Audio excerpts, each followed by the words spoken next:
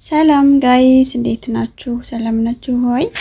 ዛሬ የቤት እንስሳት የዱር እንስሳት አለበት ቦታ ፓርክ አብረን ሄደን እንጎበኝ።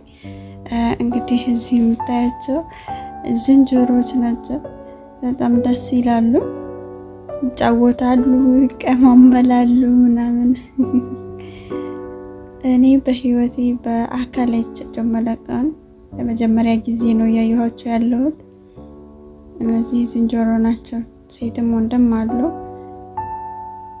ይሄ ደግሞ የት ሀገር እንደሚገኙ አብዛኛው የሚታይበት ቦታ ነው አገሩ ምናምን። እዚህ ጋር ዝንጀሮ ናቸው። እነዚህም በጣም ሰው ይቀርባሉ ማለት ነው፣ ግን በመስታወት ነው የታጠረባቸው። መግባት አይቻልም፣ በመስታወት ነው እየቀረጽን ያለነው። ይሄ ደግሞ በአረበኛ ተጽፏል፣ ግን በእኛ ሀገር ምንድን ነብር ነው የሚባለው። ተኝቷል። ለመጀመሪያ ጊዜ ሳይሆን ሁለት ናቸው ተኝተዋል። በጣም የሚያስፈሩት። ቢስሚላህ።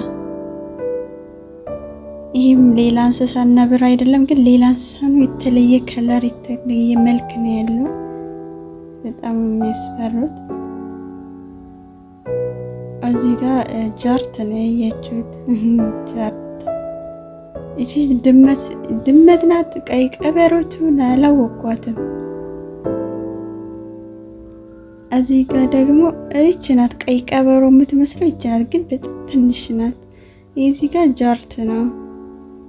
ጃርት ነው የት ሀገር እንደሚገኝ ሁሉ ነገር ዝርዝር ተጽፏል እዚህ በአረበኛም በእንግሊዘኛ።